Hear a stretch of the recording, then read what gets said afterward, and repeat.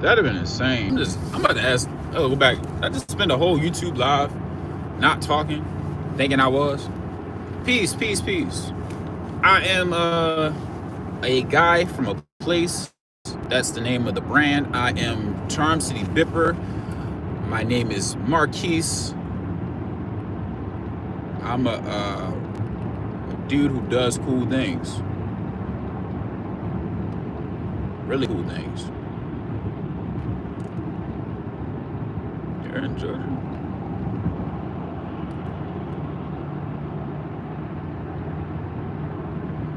So,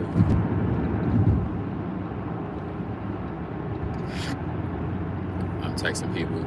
Yeah. That ain't my business. Why I asked that like I was owed an answer. So yeah, I'm a guy from a place, all of those things. Thinking this moment. Grateful for. I shared them on my Instagram. I'm grateful for healthy, fun snacks and good food. And it was something else I was grateful for first, but I'm just starting. I'm healthy, fun snacks. I had like sliced cucumbers. They're really just a quick little joint, hydrate, keep your mind right. Number 2, I'm grateful for the food that my cousin made last night. It was really good. Cherry cheesecake. Like, whoa, thank you so very much. Thank you so very much. And I am grateful for the Ravens winning last night. They won 31-2. I thought that was excellent. I thought that was very much needed. Beat the Texans in Houston. Love to them people, but we had to get what we came for. You know what I'm saying? We had to get what we came for. And number 4, I am grateful for this jacket. I really like this coat. This is like this is a, what do they call it? Not a peacoat. Trench coat. I'm really enjoying trench coats this season. It's the most trench coaty time of the year is what I recognize. So I'm really hyped about that. Those are my 4. And then my reflection. The thing I'm reflecting on today is worthiness. Worthiness. I've said I want to have a lot of subscribers. I want to be a voice of influence. I've said things that I want, and then like I recognize I really don't want some of those things. So worthiness is my reflection point. Hi, hello, yeah, hi, hola, greetings to you all. But yeah, I was like, really, like, am I worthy, right? Am I worthy? Am I deserving? Has been my question. This reflection stems from a conversation I've had with a couple people. I had a relative who got a lot of things they wanted for Christmas. They're really excited. And there was a questioning of worthiness. Like, why? I got all of these things. I don't feel like I'm worth it. I don't feel like I'm deserving of these things. And I sat with it in a funny way because I'm like, I kind of feel that way too at times. Why do they feel that? And why do they feel it so young? Was the other thought. They're a young person who's like, I don't feel like I deserve all of this. So before I jumped in with like my thoughts, and I did as many, like I asked as many questions as I could, and then it got to this point in the conversation where I'm like, okay, so you don't feel worthy. Did you do all the things that you were asked to this season? Yeah, I did. Okay, do you do it from a place where you don't expect to get anything? Yeah. So you're doing this because these are things you enjoy to do. You enjoy being kind to people. You enjoy being generous when you had an opportunity. You enjoy showing up for people. You're showing up with love and from a place of love. Yeah. I'm like, okay. So you deserve it. You deserve it. You are a blessing. You deserve blessings because you are one. You deserve to get back what you give. You are worthy of it. Are you doing it from a space of service more than you are from a space of serving yourself? This is my conversation. And I'm even like in my own walk, I have to ask myself that. Is this from a place of ego? Is this from a place of to say I did? Is this from a place of my understanding more than God's? Because leaning on my own understanding could get me places, but not the places that God intends for me to be. And it might not be in God's will. And then one day I'm going to look up and all of those things that I worked to get on my own will be stripped away from me because I didn't center the works in God? Am I celebrating my works? Am I so proud of the work I do that I don't think about the one who allows me to do it? The ones, the people, the community, the village that pours back into me. So I'm really just thinking about that a lot the day after Christmas. And in my reflections as I sit with my gratitude, I mentioned to them that I journal my gratitudes. I journal things I'm grateful for, because there may come a day where I'm not so grateful, or I'm going through things that make it hard to be grateful. And I don't think enough people talk about that when we have conversations about positivity, be positive. Like, that's a level of toxicity to it. And I've been that person. I've been toxically positive. I'm telling people, be inspired. And it's like, they got a lot of reasons not to be in this moment. Let's sit into what those reasons are before centering this outcome I'm desiring. And then, of course, there's the people who are just anti for the sake of anti. They're like, oh no, like, you can't be happy. It's like, well, I am right now. And I'm not going to stop being happy, but I will tuck a little bit of my joy to acknowledge the pain that you're going through. I can see that some of this is insensitive, right? But like I said, just in this moment of grand reflection, like, I'm getting to sit still, I'm driving somewhere, I'm going a nice little distance. So I'm on the highway, and I just want to come back to this at some point to expand on it. That was really interesting to me.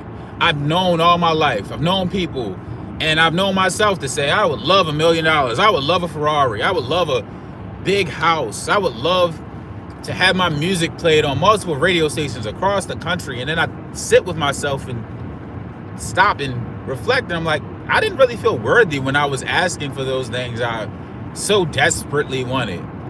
I didn't feel like I was vibrating. If I really was honest with myself, I wasn't vibrating at the frequency. I wasn't at that level mentally. I'm like, I'm that guy. Like, I'm that guy in every room I go to. I'm that guy at your mama house. I'm that guy in my mama house. I'm that guy. I'm that guy. Like, I'm that guy. And I'm that guy for me first. And like, acknowledging, okay, people are celebrating me. Their celebration of me is just an extension of the celebration I've given to myself. It's funny, like, watching that Snoop Dogg acceptance speech one time. He's like, yeah, I want to thank me. And the funny part is, all of the people who get into like, oh, that's arrogant to thank yourself. It's like, I'm thanking God, and I'm thanking me. And in thanking me, I'm thanking God.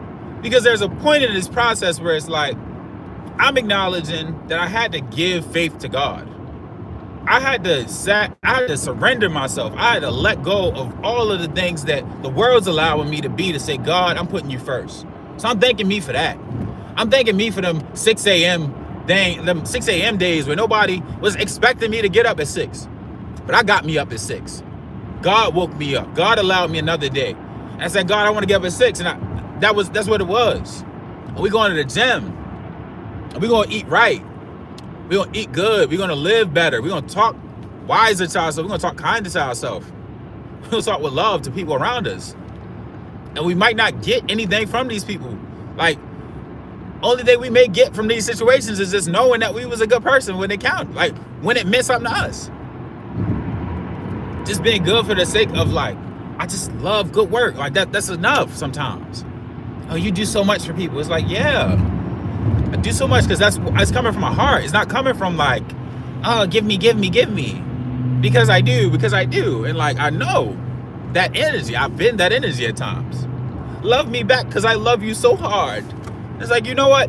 I'm not going to love you no more. I mean, I'm not going to love you in the ways that you aren't loving me.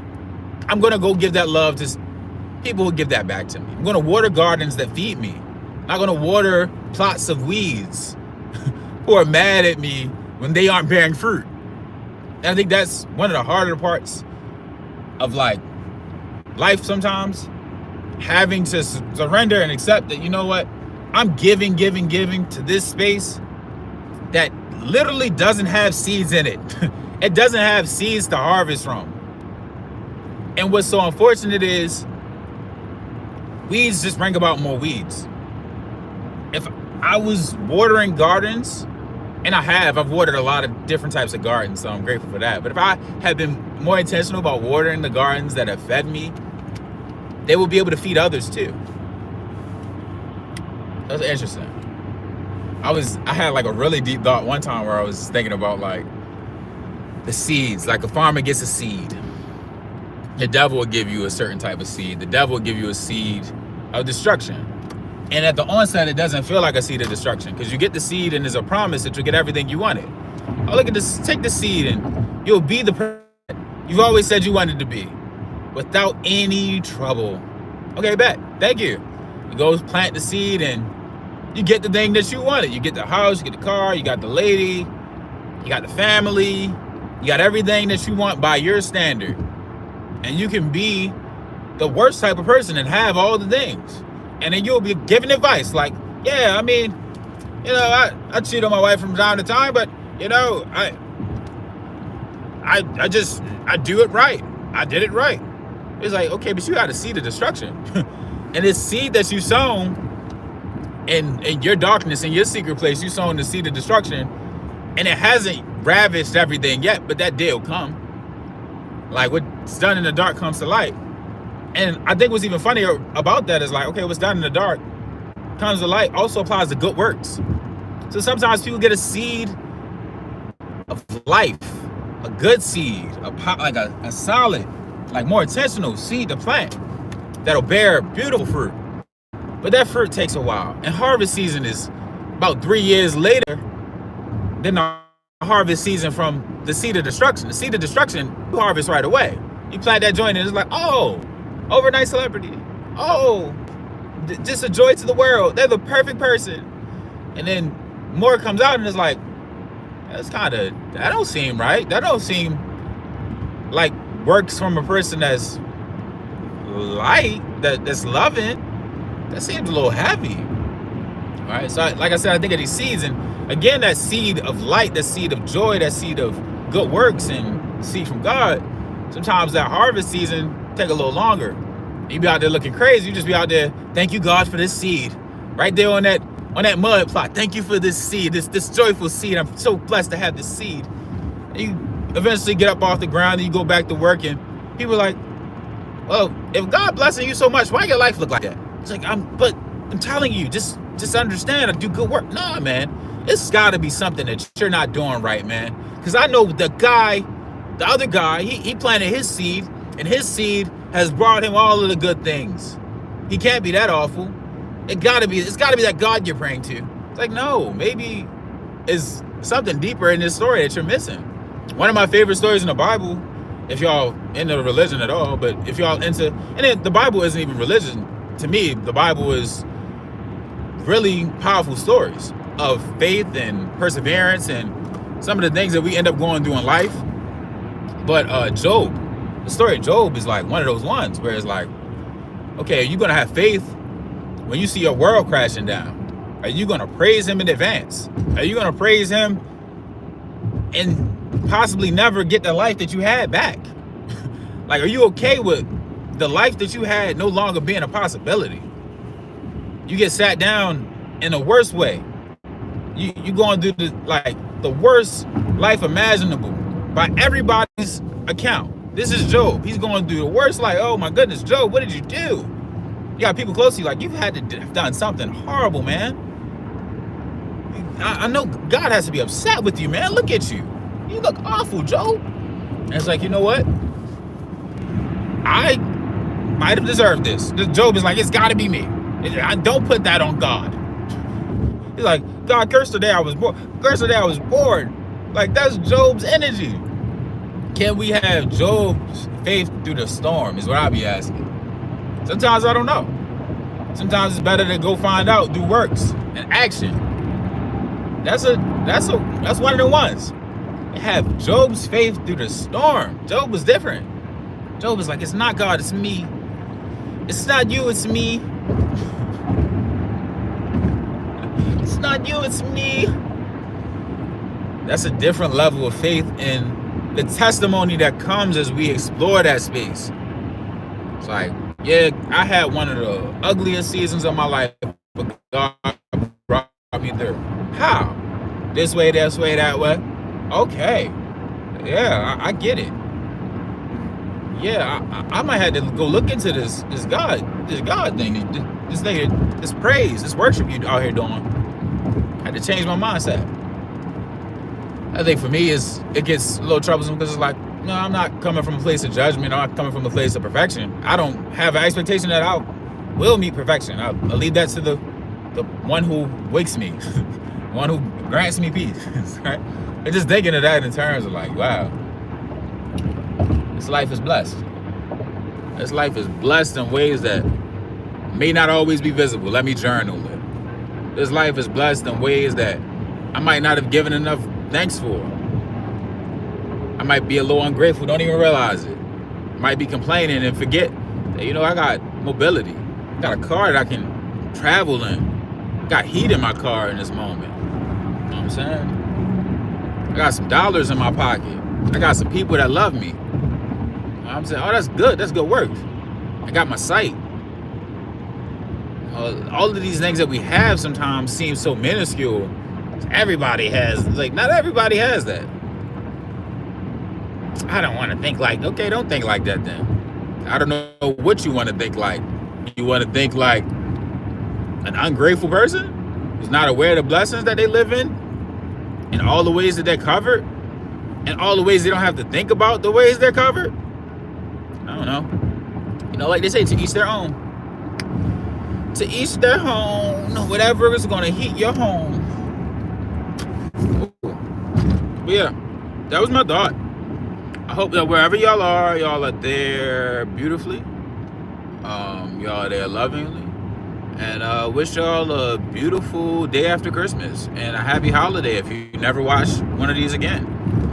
You know, I appreciate the subs. I didn't even get to read y'all address. I'm driving and doing my best to not look down and drive. You know down.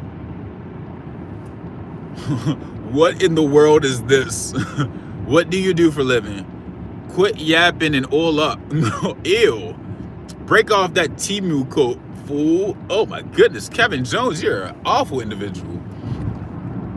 We finna pull up for that Shein jewelry. Oh my goodness. How do you have internet in a car? Oh, that's a good question. I gotta, oh my goodness. Kevin Jones, you're a wild one. Kevin Jones, I gotta have to get you out of here, man. That is uncomfortable. It's not fair. Did I go the wrong way? I think I did. So I look down at y'all. Look at that.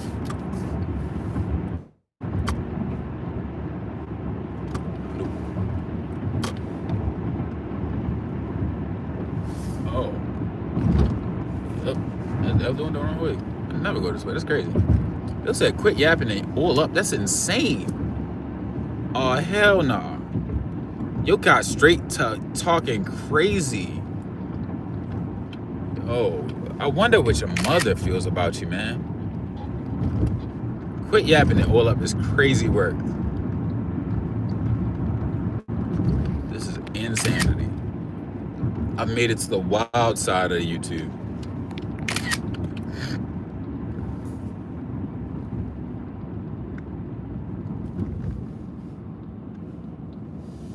It's kind of lit out here.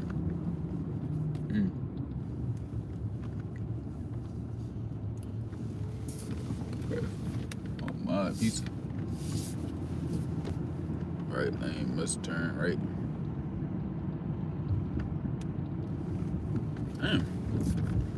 Shout out to that. Alright, well, like I said, y'all enjoy your day. Peace.